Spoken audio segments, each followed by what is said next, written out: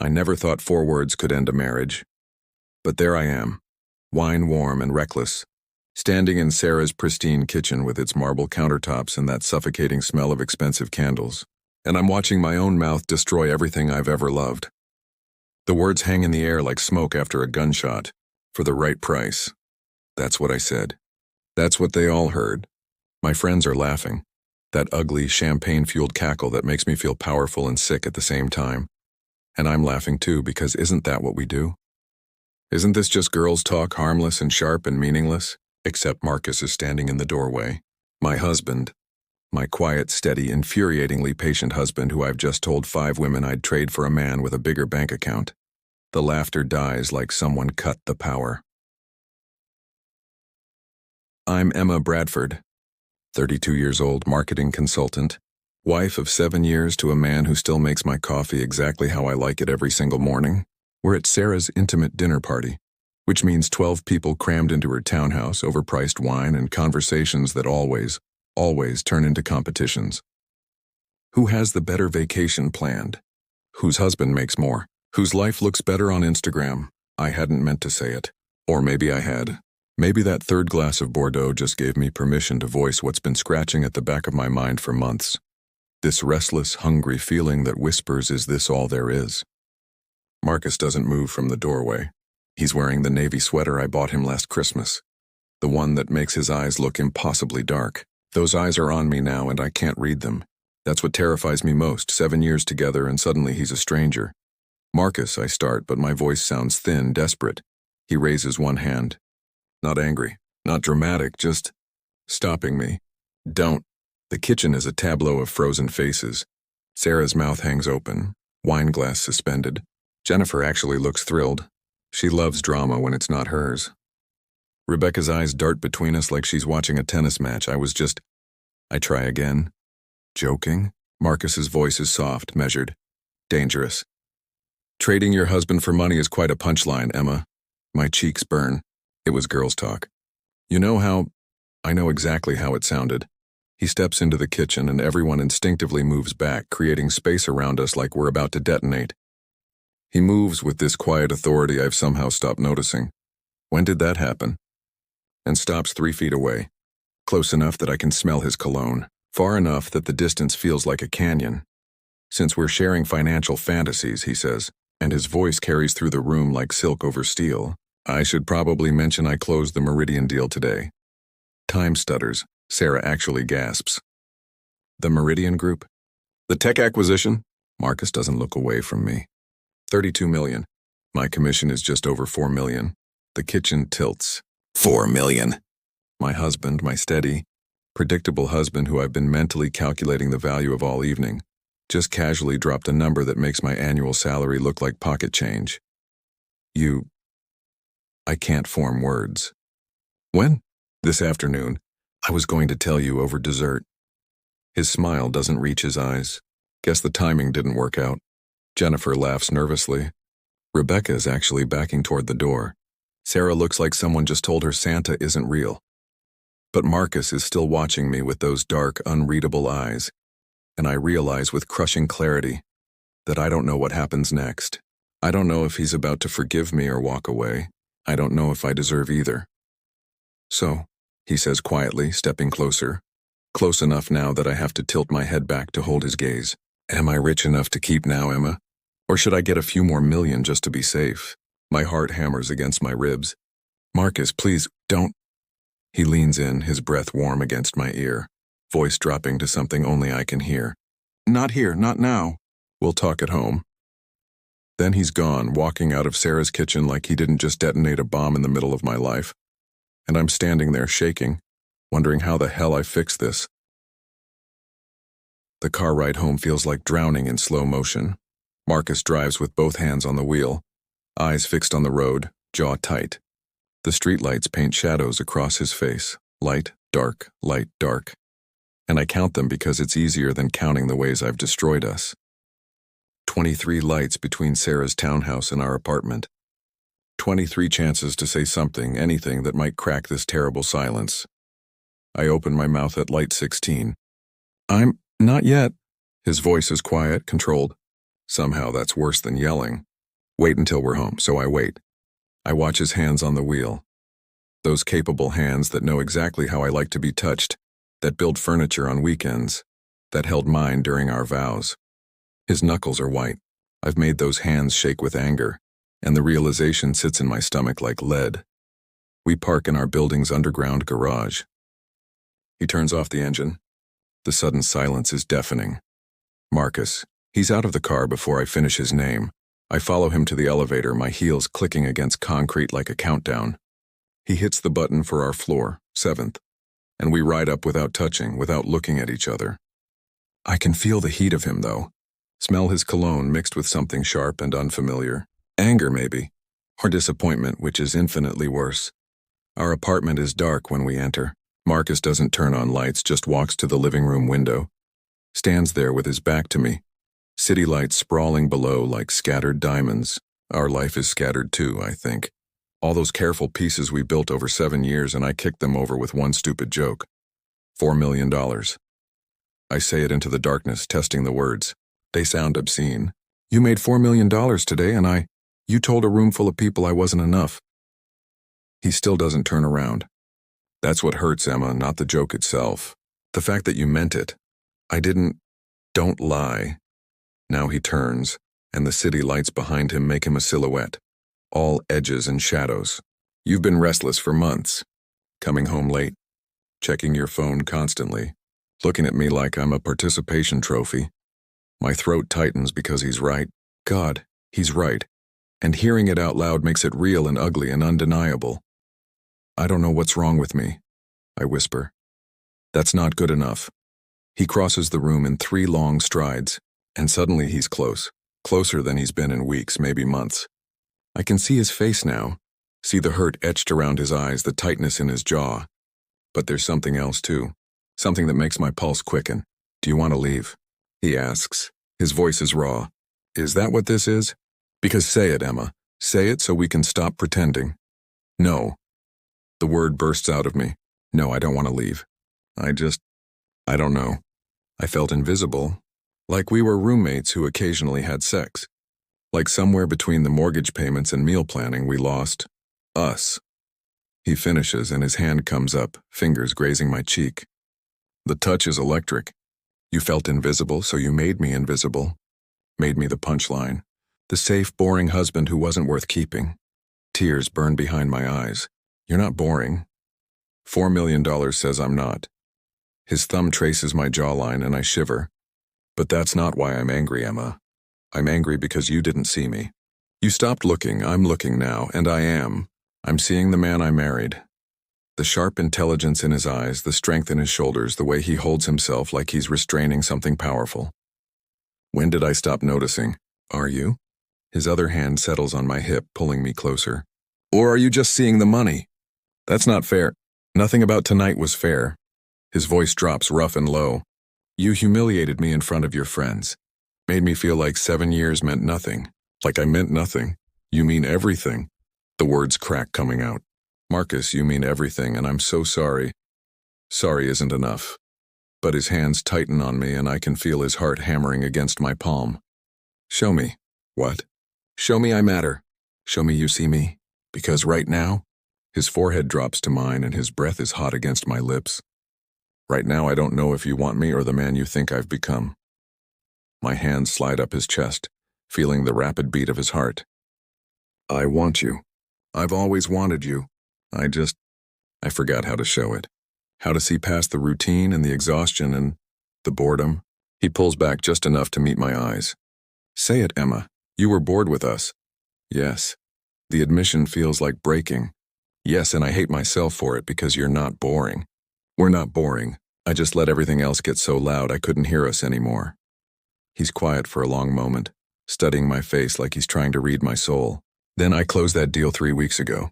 I blink. What? The Meridian Group. I closed it 3 weeks ago. The announcement was today, but I've known for almost a month. My stomach drops. Why didn't you tell me? Because I wanted to see if you'd notice. His laugh is bitter. I've been coming home earlier. Working from home on Thursdays. Making dinner reservations you keep canceling. Trying to get your attention, and you know what you noticed? Nothing. Not until I had a dollar sign attached to my name. The accusation stings because it's true. I've been so caught up in my own dissatisfaction, my own restless hunger for more, that I completely missed my husband trying to reach me. I'm sorry, I whisper again, knowing it's inadequate. I know. His hands slip from me and the loss of contact feels like winter. But I need to know if we can fix this, Emma. If you want to fix this. Because I can't be married to someone who's always looking for the next best thing. I'm not. You are. He steps back, putting space between us. And until you figure out why, until you figure out what you actually want, we're just going to keep hurting each other. He walks past me toward our bedroom and panic claws up my throat. Where are you going? He pauses in the doorway, doesn't turn around. To bed in the guest room. Because right now I don't trust myself to sleep next to you. The door closes with a soft click and I'm alone in the dark. The city lights mocking me through the window, wondering how I became the villain in my own love story. I don't sleep. Instead, I sit on our balcony, the one Marcus insisted we needed even though it added $20,000 to the mortgage, and watch the city breathe beneath me. It's 3 in the morning and I'm wrapped in the throw blanket from our couch, the one we bought together at that street market in Barcelona during our honeymoon. Everything in this apartment has a story. Everything connects back to us, to the life we built piece by careful piece. When did I stop remembering the stories? The sliding door opens behind me. I don't turn around, but I feel him. That awareness that only comes from 7 years of sharing space, sharing breath, sharing life. Couldn't sleep either. Marcus's voice is rough with exhaustion. No. He sits in the chair beside me, doesn't speak. We watch the city together. This thing we've done 100 times, 1,000 times. Except tonight it feels different. Fragile. Like one wrong word could shatter whatever thin thread still connects us. I've been thinking, I say finally, about what you said. About me not seeing you. Emma, no, let me finish. I pull the blanket tighter. You're right. I stopped seeing you. But it wasn't because you were boring or not enough. It's because, God, this is hard. It's because you were too good. Too steady. Too there. And somewhere in my twisted head I convinced myself that if something's too easy, it can't be valuable. He's quiet, waiting. My parents fought all the time, I continue. Screaming matches. Slammed doors. Drama and passion and chaos. And I swore I'd never have that. I wanted calm. I wanted you. This good man who makes me coffee and remembers my mother's birthday and never ever makes me feel unsafe. Tears slide hot down my cheeks. But then calm started feeling like complacency. Started feeling like we were sleepwalking through our marriage. And instead of talking to you, instead of trying to wake us up together, I just resented you for being exactly what I asked for. Marcus shifts in his chair. I still don't look at him. If I do, I'll lose my nerve. I got scared, I whisper. Scared that this was it. That we'd just coast like this until we were 60. Polite strangers sharing a mortgage. And that terror made me mean. Made me lash out. Made me say that horrible thing at Sarah's because I swallow hard. Because if I could prove you weren't enough, I wouldn't have to face the fact that maybe I'm the one who isn't enough. That maybe I'm broken somehow, unable to appreciate something good when I have it. You're not broken. His voice is soft, careful. Then why can't I be happy? The question rips out of me. Why do I have everything I'm supposed to want and still feel like I'm suffocating? Because you're human. Finally, I feel his hand on mine, warm, steady there. Because marriage isn't supposed to be effortless, Emma. It's supposed to be intentional. And we stopped being intentional. Both of us. Now I do turn to look at him. His face is shadowed, but his eyes catch the ambient light from the city, and they're devastating. I got complacent too, he admits. Thought as long as I kept showing up, kept being reliable, that was enough. But you're right, we were sleepwalking. I felt it too. The distance growing. You slipping away. And instead of fighting for us, I just worked harder. Made more money. Like if I could just succeed enough, you'd want to stay. Marcus, 3 weeks ago when I closed that deal, you want to know my first thought? His thumb strokes across my knuckles. It wasn't about the money. It was maybe now she'll look at me like she used to. Like I matter. My heart breaks clean in half. You've always mattered, I choke out. Always, I just forgot how to show you. Forgot how to show up for us instead of just going through the motions. He stands, pulling me up with him, and suddenly we're chest to chest on this tiny balcony, the city sprawling beneath us like a witness. His hands frame my face, thumbs catching my tears. I don't want your guilt, Emma. I don't want your apologies. I want you, the real you. The woman who laughs so hard she snorts. Who dances in the kitchen when she thinks I'm not watching. Who used to look at me like I hung the fucking moon. His voice cracks. Where did she go? She's right here. I press my palm against his chest, feel his heart racing. She's scared and lost and so sorry. But she's here. I'm here. Are you? His forehead drops to mine. Because I need to know, Emma. I need to know if you're choosing me or just choosing not to be alone. I'm choosing you. The words come fierce, certain. Not the money. Not the safety net. You. The man who spent 3 weeks trying to get my attention because you still give a damn about us. The man who could have walked away tonight but came to sit with me on this balcony instead. The man I married, who I forgot to keep falling in love with. His breath hitches. Emma, kiss me. It's not a request. Kiss me like you used to. Like we matter. Like we're worth fighting for. For one terrible second he hesitates. Then his mouth crashes against mine. And it's nothing like the careful, routine kisses we've been exchanging for months. This is desperate and raw and alive. His hands are in my hair. My back is against the balcony railing. And I can taste salt. My tears are his. I don't know. I grip his shirt, pulling him closer, trying to eliminate every inch of space between us. His hands slide down my sides and I arch into him, remembering this us, the way we used to consume each other. When did we stop being hungry for each other? Inside, he rasps against my mouth. Now. We stumble through the sliding door, mouths still fused, hands grabbing, pulling, kneading. He backs me against the wall, and his knee pushes between my thighs, and I gasp because yes, this intensity, this presence, this feeling of being completely seen, this is what I've been craving. Tell me you're sure, he demands, pulling back just enough to meet my eyes. Tell me this isn't just guilt or fear or, I'm sure. I grab his face, force him to really see me. I'm sure about you, about us, about fighting for this instead of running away from it. Something in his expression shifts, relief and desire and something deeper, something that looks like hope. His mouth finds mine again, softer now but no less intense, and when his hands slide under my shirt, I shiver because I'd forgotten this too. How well he knows me. Every sensitive spot, every place that makes me melt. Bedroom. I breathe. Fuck the bedroom. He lifts me, and I wrap my legs around him and he carries me to the couch, our couch, where we've watched 1,000 movies, had 1,000 conversations, built 1,000 small moments that make a marriage. He lays me down, follows me down, and suddenly the desperation slows. His eyes scan my face like he's memorizing it, and his hand traces my cheek with such tenderness I could cry again. I love you, he whispers, even when I'm angry, even when you break my heart. I love you, Emma. I love you too. I pull him down, kiss him with everything I have. I'm sorry I forgot to show you. I'm sorry I let us fade, but I love you. I choose you. Not the money. Not some fantasy. You. And there, on our couch at 4 a.m, we choose each other again. We wake tangled together on the couch, morning light harsh through the windows.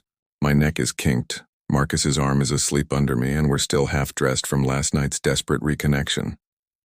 It should be awkward. Instead, it feels like the first honest thing we've done in months.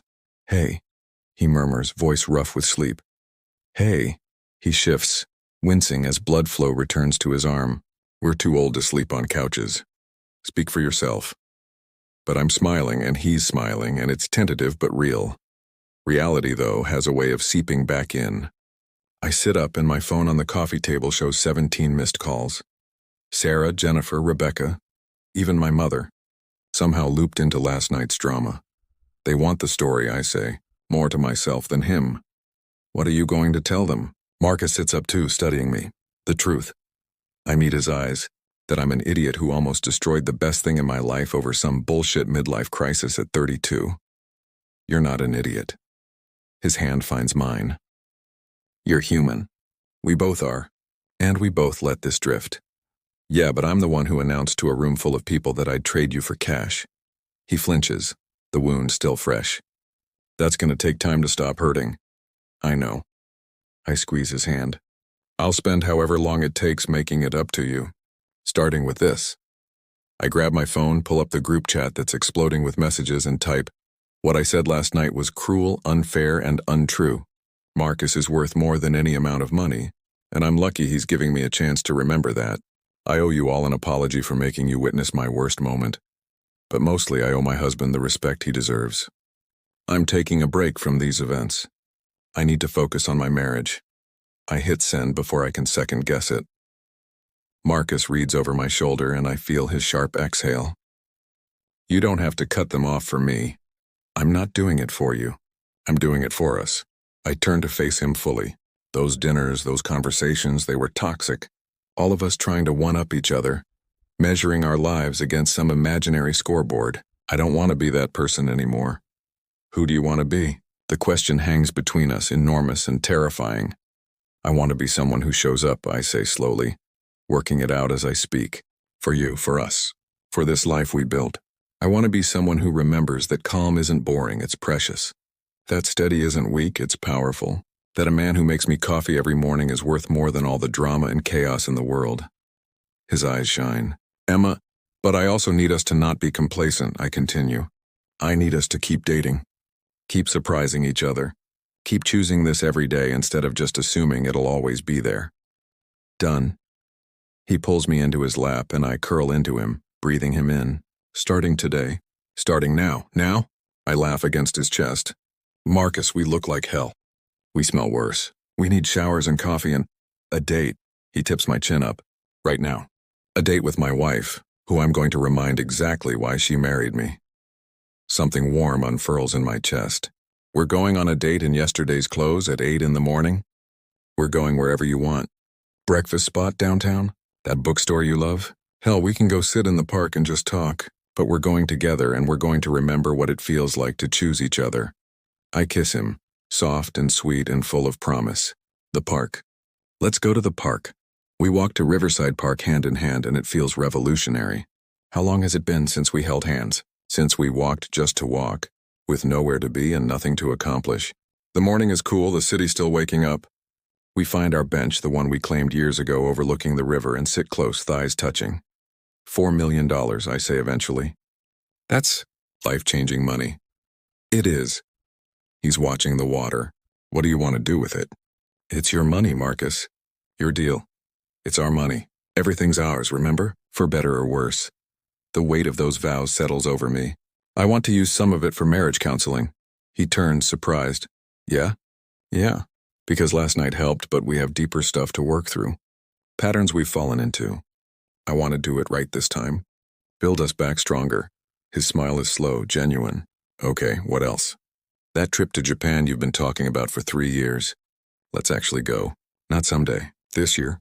Done. What else? I lean my head on his shoulder. I want to remember how to be in love with you. Not just love you, I never stopped that, but be in love. The way I was when you first told me you loved me on this exact bench. His arm comes around me. You remember that? I remember everything about that day. You were so nervous, kept running your hand through your hair. And when you finally said it, you looked at me like I was the only thing in the world that mattered. You were. His lips brush my temple. You still are. We sit there as the sun climbs higher, as joggers pass and boats glide by on the river. And slowly, carefully, we start talking. Really talking. About what we want. What scares us. How to keep showing up for each other even when life gets hard. My phone buzzes again, Sarah. Because of course, but I silence it without looking. You'll lose friends over this, Marcus says quietly. They weren't really friends. Not if they needed our drama to feel alive. I sit up, meet his eyes. I'm choosing you, Marcus. Over the drama. Over the competition. Over everything. I'm choosing you too. He kisses me and it tastes like coffee and promise and second chances. Every single day, Emma, I'm choosing you. And there on our bench with the river sparkling and the city waking around us, we begin again. 3 months later, I'm standing in our kitchen, our renovated kitchen, because we decided to finally do that remodel we'd been putting off, watching Marcus cook dinner. He's completely focused, moving with that quiet competence that used to bore me and now makes my pulse quicken. He's wearing the navy sweater again, sleeves pushed up, and there's flour on his jaw from the pasta he's making from scratch because Apparently $4 million in marriage counseling turned my husband into an Italian chef. You're staring, he says without looking up. I'm appreciating. Now he does look up, and the heat in his eyes makes me shiver.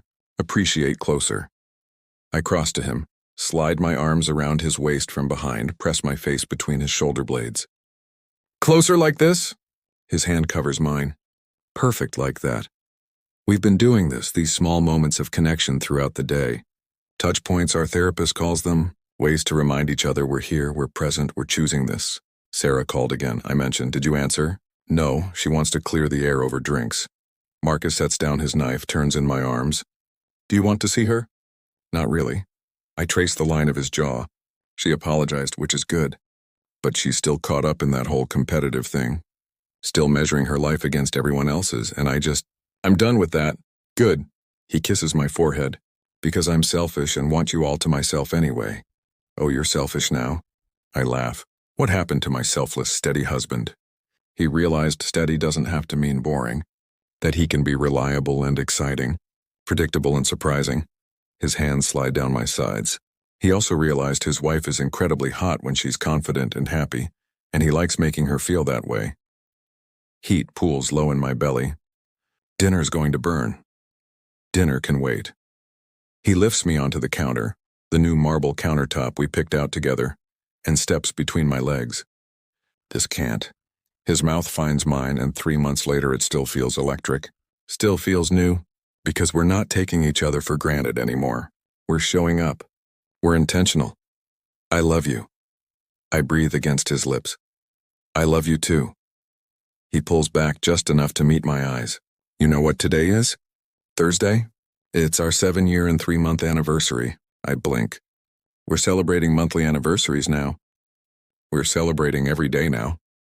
His smile is devastating. Every single day I get to choose you is worth celebrating. My eyes burn with happy tears. You're killing me with the romance here. Get used to it. He kisses me again, deeper this time. I've got 4 million reasons to spoil you, and I plan to use every single one reminding you why you said yes to me in the first place. I didn't say yes because of money, you idiot. I know. You said yes because I'm devastatingly handsome and an excellent cook. I laugh, full and genuine, and realize this is what I'd been missing. This ease, this joy, not drama or chaos or constant stimulation. Just this, me and my husband in our kitchen, laughing and kissing and choosing each other over and over again. Dinner's definitely burning, I point out. Don't care. But he does step back, turning off the stove with a grin. Pizza instead? From that place downtown? The one with the wait? His eyebrow arches. Worth it? Always worth it with you. We end up on the couch, our new, more comfortable couch, with pizza and wine and a movie neither of us watches because we're too busy talking. About Japan next month, about whether we want to try for kids, about his new position at work and my promotion I finally accepted because I stopped being afraid of success. I'm proud of you, Marcus says during a quiet moment, his fingers tracing patterns on my arm, for doing the work, for showing up, for saving us. You saved us too, I counter. You didn't give up on me even when I gave you every reason to. Never will. His kiss is soft, sure. You're stuck with me, Emma Bradford. Rich or poor, steady or spontaneous, forever. Forever sounds good. I curl into him, feeling completely, utterly at peace. Sounds perfect, actually. My phone buzzes one last time, Sarah, persistent as ever, and this time I do look. But instead of guilt or obligation, I just feel grateful. Grateful that her dinner party imploded my complacency. Grateful that Marcus overheard. Grateful that we crashed and burned in a way that forced us to rebuild better, stronger together. I silence the phone and toss it aside. No regrets? Marcus asks softly. Only that I almost lost this. I meet his eyes. Let him see everything. My love. My commitment. My absolute certainty. But I'm done looking back. I'm done wondering what if. Because you're everything I want. Everything I need. Just exactly as you are. His smile is sunlight breaking through clouds. Even without the 4 million? Especially without the 4 million. I kiss him slow and deep. Though I won't lie, the trip to Japan is a nice bonus. He laughs. and the sound fills our apartment, fills my heart, fills every space that used to feel empty. And there, wrapped in his arms with pizza cooling and our future stretching bright before us, I finally understand what I'd been searching for all along. Not more money, not more drama, not some elusive more, just this, just us, just love, chosen daily, intentionally, imperfectly perfect, just exactly enough.